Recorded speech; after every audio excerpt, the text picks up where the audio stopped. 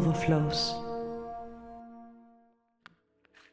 Tantra means the ultimate yes.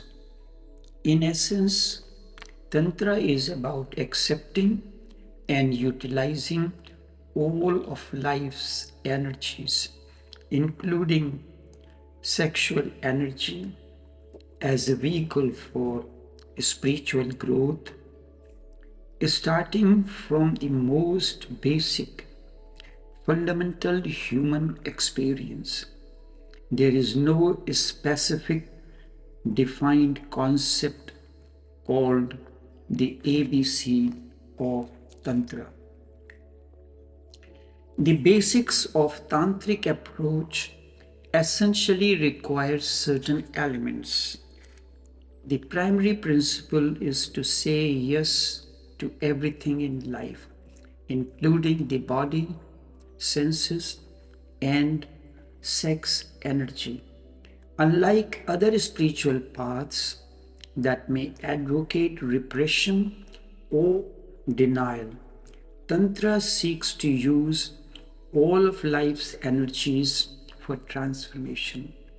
The lower energies, such as sexual energy, should not be condemned but understood and transformed into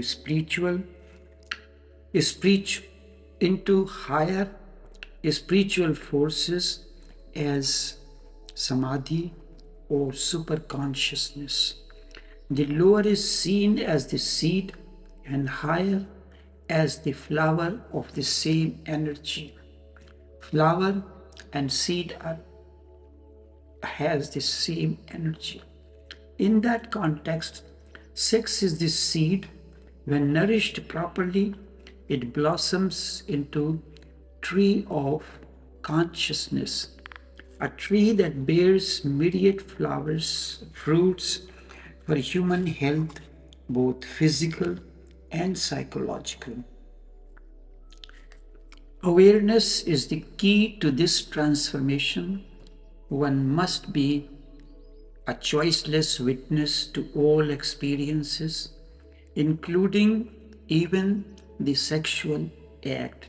It is not about doing a technique, but about being aware during the experience. Tantra is described as the path of surrender and the natural way, in contrast to yoga, which is described as the path of the will. It is about floating with the current of life rather than fighting it. Your body is a temple, and Tantra emphasizes reverence for body. Once you respect your body, it acts as a bridge to reality and a temple, not an enemy of the soul. The core vision of Tantra is that the world is one undivided whole, and there is no fundamental division between the sacred and the profane, the material and the spiritual, or God and the devil. In essence, Tantra is a radical, rebellious, and natural path to enlightenment through the total acceptance and conscious transformation of one's entire being. What is Tantra experience? Indeed, it is transcending body and body consciousness through heightened awareness. This allows the practitioner to move beyond the physical form and experience a timeless, egoless, meditative state of existence. There are certain key or fundamental aspects that bring clarity, transcendence, instant renunciation, is the beginning of the journey of transformation. A clear distinction between renouncing the body, as in some forms of yoga or traditional religion, and transcending beyond it is the beginning or the alpha of tantric journey. Transcendence is a natural result of deep understanding and then acceptance, not a conflict or fight against the body. The body is a temple that becomes a bridge rather than being and remaining an obstacle.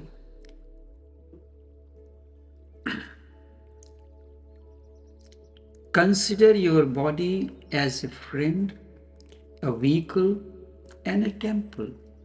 Tantra teaches reverence for the body and works with the energies, not against them.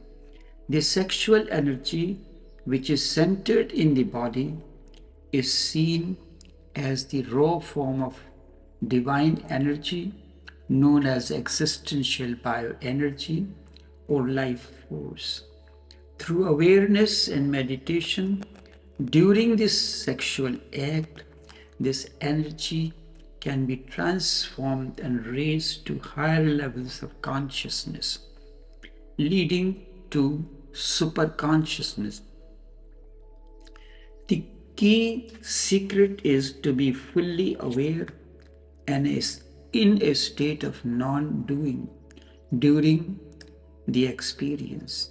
The mind, which usually seeks control, is dropped and the individual becomes a lucid, passive consciousness.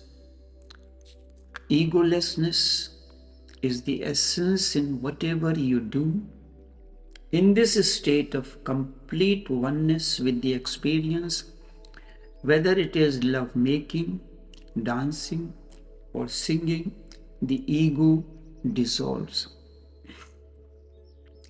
This moment of egolessness is what provides a glimpse of the divine, moving beyond the individual self. While beginning with the body and senses, the ultimate goal of Tantra is spiritual awakening and liberation, which means moving beyond the physical and mental planes to one's true center. After you transcend the body in Tantra, the secret is the experience of absolute oneness, timelessness, and pure non-dual consciousness where the individual ego disappears and one merges with the ultimate nature or the cosmos. The energy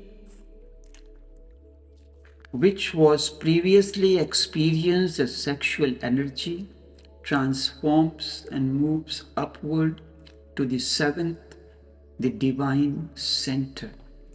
This results in an inner ecstasy or cosmic orgasm that is not dependent on the physical partner or the body.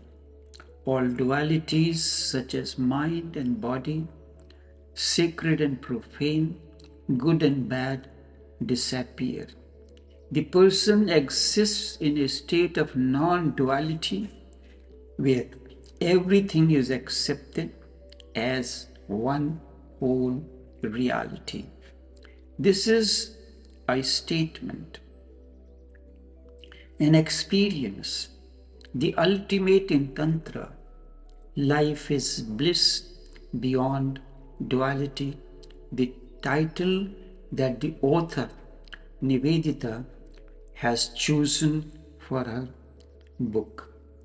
It has been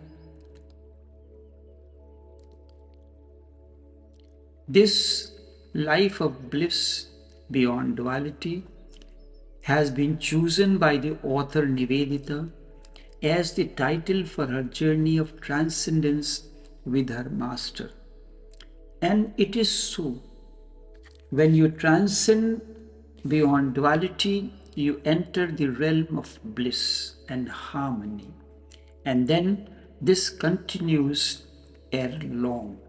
The person who has transcended the body moves in a state of choiceless witnessing, simply observing facts as they are without any judgment or conflict. This total acceptance leads to inner peace and a profound unity of being. Instead of body being an enemy or a barrier, it is recognized as a temple, as a sacred place, or a vehicle for the divine. The person realizes that this very world is liberation. Where else will you experience the process of transcendence? It is nirvana. The very body is the temple. In essence, the secret is not hidden technique. In essence, the secret is not any hidden technique, but an existential experience that can only be attained through a deep, aware, and non-doing approach, where the individual self is utterly abandoned and lost in the greater flow of existence, as a drop merges with the ocean to become oceanic. Its individual self is dissolved into the universal self, where the individual self is utterly abandoned and lost in the greater flow of existence. The secret of Tantra is twofold. First, experience transcend beyond duality. First, experience transcend beyond duality, experience cosmic oneness, and live in that experience of orgasmic oneness with the existence. Yet there is another aspect: how to bring about transformation in the life of others who are on the path. If the masters or the awakened ones do not share their experiences in a systematic manner, how can others learn and transcend? For this reason, I continue to work ceaselessly and share my insights and experiences with you all. As Krishna says, I have nothing to gain in the three universe, because the moment one attains to the state of blissfulness, nothing else is needed to be attained. Yet still I work ceaselessly because men follow my path. Enough for now.